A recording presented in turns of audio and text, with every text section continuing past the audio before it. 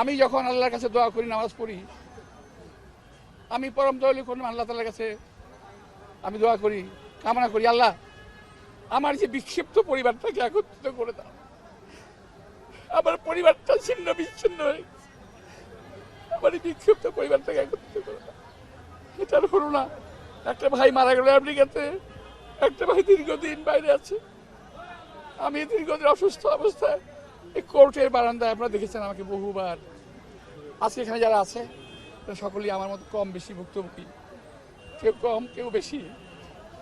আমি ছিল এটা তাদের বড় মাপের একটা পরিকল্পনার ছোট্ট একটা অংশ বিশেষ। এই পরিকল্পনাটা ভারত থেকে করা হয়েছে, রয়ের পরিকল্পনা। এর পিছনে কোটি কোটি টাকা ইনভেস্ট করা হয়েছে। হাদির খুনিকে নিজেদের লোক বলে ভারতীয় মিডিয়া কিভাবে বুনো উল্লাস করেছে, এই বুনো উল্লাসটা প্রমাণ করে এর পিছনে ভারতের শতভাগ হাত আছে। যখন আমরা শুনি কোনো যোগাযোগ মাধ্যমে শুনি যে ভারতীয় সীমানা পার হয়ে, আমাদের বাংলাদেশের সীমানা পার হয়ে তারা ভারতে ঢুকে গেছে, আমাদেরকে আর এটা বিশ্বাস করতে হবে যে বাংলাদেশের আইন শৃঙ্খলা রক্ষাকারী বাহিনীকে আমাদেরকে বিশ্বাস করতে হবে? তারা কোথাও না কোথাও একটু দূরে গিয়ে আবার আটকে যাচ্ছে, একটু দূরে গিয়ে আবার আটকে যাচ্ছে। তদন্ত রিপোর্টের কোনো অগ্রগতি আপনারা দেখেছেন? দেখি কালকে তদন্তকারী অফিসার কে আছে, কালকে তার অফিসে যায়। আপনারা তো ডেকে নিয়ে আমাকে শাহবাগ থানায় জিজ্ঞাসাবাদ করেন, কালকে আপনাদেরকে নিয়ে একটু তদন্তকারী অফিসে যাই, দেখি সিডিটা কত দূর আগাইছে। এরা সেটাও দেখাতে পারবে না। হাদি ভাইকে গুলি করা হয়েছে, সীমানা পার হতেও তো 10 ঘন্টা লাগে। একটা হইচই বিজ্ঞাপন আপনারা আজ পর্যন্ত মিডিয়াতে দেখেছেন যে হাদি ভাইয়ের ঘাতকদেরকে ধরে দিতে পারলে 50 লাখ টাকা পুরস্কার দেওয়া হবে। পুলিশ কি করছিল? আপনি যে টাকাটা দিবেন আপনার বাপের ব্যাংকের অ্যাকাউন্ট থেকে এনে দিবেন, আমাদের টাকাই তো। আপনারা একটু চেষ্টা করেন না, হয়ে যাবে। আপনারা চেষ্টা করতেছেন না। থানা থেকে যে অস্ত্রগুলো লুট করা হয়েছে, সেই অস্ত্রগুলো লুট করা হয়েছিল এটা একদিন ব্যবহার করার জন্য। থানা থেকে অস্ত্রগুলো লুট হয়ে গেল, আমরা দেখলাম স্বরাষ্ট্র উপদেষ্টা পুরস্কার ঘোষণা করতেছে।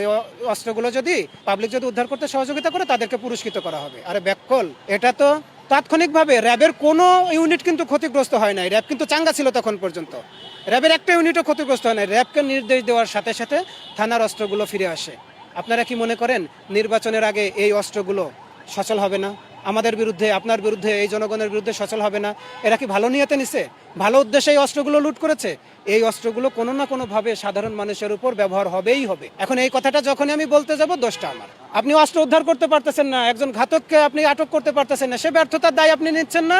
আমরা যারা হাদি ভাইকে ভালোবাসতেছি, হাদি ভাইকে সেভ করতে চাইতেছি, আমাদেরকে গ্রেপ্তার করা কেমন যেন আপনাদের জন্য জরুরি হয়ে পড়েছে।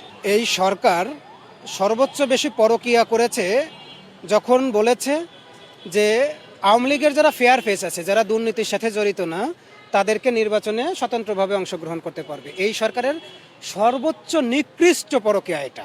মন থেকেই আওয়ামী লীগকে কখনো মানুষ মনে করি না। শেখ হাসিনাকে আমি কখনোই মনে করি না যে সুস্থ মাথার একজন মানুষ ছিল। আমি তাকে একেবারে রং হেডেড মনে করি।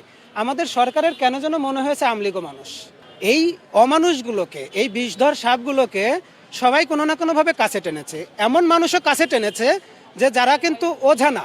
বিএনপির একজনকে ঘরের ভিতর দিয়ে আগুন ধরিয়ে দেওয়া হয়েছে। কারা করেছে? আওয়ামী লীগের লোকজন করেছে। আপনাদেরকে এখনো সতর্ক করে দেই, আওয়ামী লীগ কখনোই মানুষ না। এটা যদি বিশ্বাস না হয় আপনারা নির্বাচনের আগেই দেখতে পারবেন। এদেরকে যারা মনে করতেছেন আমরা খুব ভালো ওঝা হয়ে গেছি, আপনারা যদি ওঝা হয়েই থাকেন, এই সাপগুলোর বিষ দাঁতগুলো আগে ভেঙে দেন। বিষ দাঁতগুলো ভেঙে দিয়ে তারপরে আপনারা পোষেন। সরকারের ভিতর, সচিবালয়ের ভিতর, পুলিশের ভিতর, সেনাবাহিনীর ভিতর কিচ্ছু করা লাগবে না। আমাকে মাত্র 1 মাসের সময় দেন, 2000 পুলিশকে বাড়ি পাঠিয়ে দিব। নির্বাচনে এর একটা প্রভাব পড়বে, আমরা বিএনসিসি থেকে 10,000 পোলাপান নিয়ে নিব, নির্বাচনের ওই জায়গাটা কভার হয়ে যাবে। মাত্র 200 সেনা অফিসার ফোর্সকে বাড়ি পাঠিয়ে দেন, আপনাদের এই দেশটা আবার শান্ত হয়ে যাবে। সুশীলদের 2-4 জনকে পিছনে 2-4টা লাথি দেন, দেখবেন যে এই দেশটা আবার শান্ত হয়ে গেছে। ওরা শুধু আমাদেরকে উস্কানি দিচ্ছে। কোন অফিস পুড়ছে, কোন জায়গায় একটু হামলা হয়েছে সেটা মব হয়ে যাচ্ছে, আর উল্টো হাদি ভাইয়ের যে মৃত্যু হয়েছে, হাদি ভাই যে শহীদ হয়েছে সেটা নিয়ে তাদের মাথা ব্যথা, একতরফা হয়ে যাচ্ছে। হয়তো স্বরাষ্ট্র উপদেষ্টাকে ওখান থেকে সরিয়ে দেন, আইন উপদেষ্টাকে ওখান থেকে সরিয়ে দেন। আপনারা তো দেখেছেন এটার ফলাফল কি হবে। এভাবে যদি নির্বাচনের দিকে আমাদের দেশ এগিয়ে যায়, আর আমি যদি বলি যে না এভাবে নির্বাচন করা যাবে না, বড় বড় দলের নেতারা বলে ফেলবে হাঁটুর বয়সী ছেলেরা এরা নির্বাচন পেছাতে চাচ্ছে, গণতন্ত্রকে ব্যাহত করতে চাচ্ছে। আমরা নির্বাচন চাই শুধু মানুষের জানমালের হেফাজত করে, তারপরে নির্বাচন করতে চান। আর কত মানুষ মারা গেলে পরে ফ্যাসিস্টের দোসরদের শান্তি হবে বলেন? এই যে পুলিশের ভিতর যে ফ্যাসিস্টগুলো রয়েছে, এরা সরাসরি আদেশ নেয় আপার থেকে, সরাসরি আপার থেকে আদেশ নেয় যে ঠিক আছে আপনি দেখেছেন শেখ হাসিনা কিছু ফোন কল কিন্তু মাঝে মাঝে একটু রিলিজ হচ্ছে, যদিও এটা বাংলাদেশের আইন দ্বারা নিষিদ্ধ। সরাসরি বলে দিচ্ছে গেরিলা হামলা করে, যেহেতু রাস্তায় থাকতে পারবে না। এভাবে সেনাবাহিনীর ভিতর দেশপ্রেমিক সেনাবাহিনী যেভাবে আছে, তারা আসলে শেকড়টা গেড়ে গেছিল 2041 সাল পর্যন্ত। তাদের একটা উদ্দেশ্য ছিল যে 2041 সাল পর্যন্ত আমরা ক্ষমতায় থাকতেছি, কার পরে কে আসবে, কার পরে কে দায়িত্ব নিবে, এটা কিন্তু সাজানো গোছানো ছিল। শুধু আমরা আসলে বুঝতে পারতেছি না যে ষড়যন্ত্রের শিকড় কতটা গভীরে। আমরা যখনই ষড়যন্ত্রের শিকড়টা ধরে টান দিচ্ছি, তখন আমাদের মুখটাকে আটকে দেওয়ার জন্য আমাদেরকে হুমকি দেওয়া হচ্ছে, আমাদেরকে বারবার হেনস্থা করা হচ্ছে, আমাদেরকে গ্রেপ্তার আতঙ্কে নিয়ে যাওয়া হচ্ছে। এর জন্যে সবাই কোনো না কোনোভাবে দায়ী। এর জন্য বিপ্লবী যে শক্তি ছিল 24 পরবর্তী, এরাও দায়ী। কিন্তু আফসোসটা আসলে কোন জায়গায়, যে হাদি ভাইয়ের সন্তানটা হাদি ভাইকে আর দেখতে পারবে না। আমাদের আফসোসটা হয় হাদি ভাইয়ের কণ্ঠস্বরটা আমরা আর কোনোদিন শুনতে পারবো না। আমার সব থেকে বড় আফসোস, যার অবহেলাই হোক, যার কর্তব্য অবহেলাই হোক, যার তদবিরেই হোক, হাদি ভাইয়ের সব থেকে বড় একটা চাওয়া ছিল যে আমাকে যদি গুলি করে মেরেই ফেলে, আমাকে যদি ওরা শাহাদত করাই দেয়, আমার যারা ঘাতক, আমার যারা হত্যাকারী, তাদের জন্য বিচারটা হয়। আপনি কি বিশ্বাস করেন, এই যে এখানে যত মানুষ যারা আছে, আপনারা কি বিশ্বাস করেন হাদি ভাইয়ের খুনিদের খুব তাড়াতাড়ি আইনের আওতায় এনে হাদি ভাইয়ের আত্মাকে সান্ত্বনা দেওয়া যাবে? আপনি এটা বিশ্বাস করেন? আরে আবরার ফাহাদ ভাইয়ের খুনিরাই তো ফাঁসির আদেশ পায়, কিভাবে যেন কার আদেশে যেন আজও তাদের ফাঁসি হচ্ছে না, ওসি প্রদীপের ফাঁসি হচ্ছে না।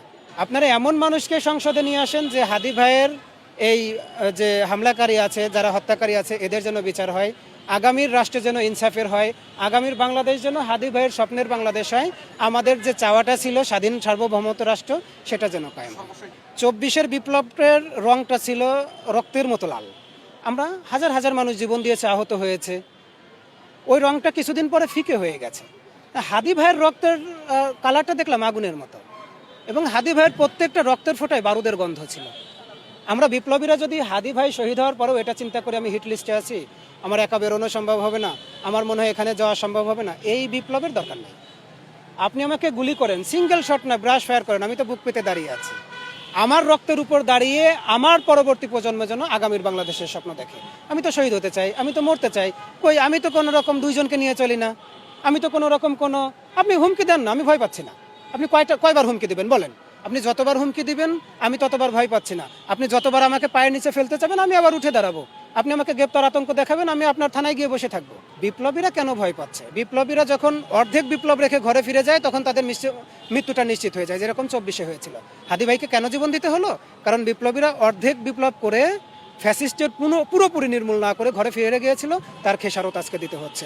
হাদি ভাইয়ের শহীদ হওয়ার পরে হাদি ভাইয়ের রক্তের শপথ মৃত্যু না হওয়া পর্যন্ত এবং এই বিপ্লবকে পরিপূর্ণ না করা পর্যন্ত, ইনসাফের বাংলাদেশ না গড়া পর্যন্ত ঘরে ফিরবো না, ঘরে ফিরবো না, ঘরে ফিরবো না। দেখেন, সামনে নির্বাচন, হাসনাত আবদুল্লাহ ভাইকে মন থেকে ভালোবাসি। সম্ভাব্য দুটো হামলার হাত থেকে হাসনাত আবদুল্লাহ ভাইকে আমি সেভ করার চেষ্টা করেছি। আমি এটা হাসনাত আবদুল্লাহ ভাইকে বলিও নাই, সাক্ষাৎ হয়েছে, হাই হ্যালো করেছি। 7 সিস্টার্স নিয়ে এখন আমাদের কথা বলার প্রয়োজন আছে বলে আমি মনে করছি না, কারণ 7 সিস্টার্সের এক সিস্টার্স আমরা দখল করতে পারবো না। আমি যেটা চাচ্ছি সেটা হলো আমাদের পাকিস্তানের সাথে একটা প্রতিরক্ষা চুক্তি হয়ে যাক, তারা যেন আমাদেরকে অস্ত্র দিয়ে, অ্যাটমিক পাওয়ার দিয়ে আমাদেরকে একটু সহযোগিতা করে। আর চায়নার সাথে আমাদের একটা চুক্তি হয়ে যাক, যেন তাদের অর্থনীতিটা আমাদের অর্থনীতির মতো হয়ে যায়। তুরস্কের সাথে একটা চুক্তি হয়ে যাক, যেন তাদের ড্রোন শিল্পটা আমাদের দেশে চলে আসে। তাহলে হবে কি, সীমান্তে আমাদের যে মানুষ হত্যা হচ্ছে, আমরা তো আর তাদের প্রতিশোধ, ছাগল চুরির প্রতিশোধই তো নিতে পারলাম না। তাহলে কি হবে? পাকিস্তানের সীমানায়, আমাদের সীমানায় যখন একজন মানুষ মারবে, পাকিস্তানের সীমানায় তাদের 10 জনকে ফেলে দিক, চীনের সীমান্তে, লাদাখের সীমান্তে তাদের 10 জনকে ফেলে দিক, আমরা এখানে বসে হাদি ভাইয়ের মতো মুড়ি বাতাসা দিয়ে উদযাপন করি। এখন আমাদেরকে ঠিক করতে হবে যে আমাদের স্বরাষ্ট্রনীতি, পররাষ্ট্রনীতি, অর্থনীতিটা আমরা ঠিকভাবে সাজাতে পারতেছি কিনা।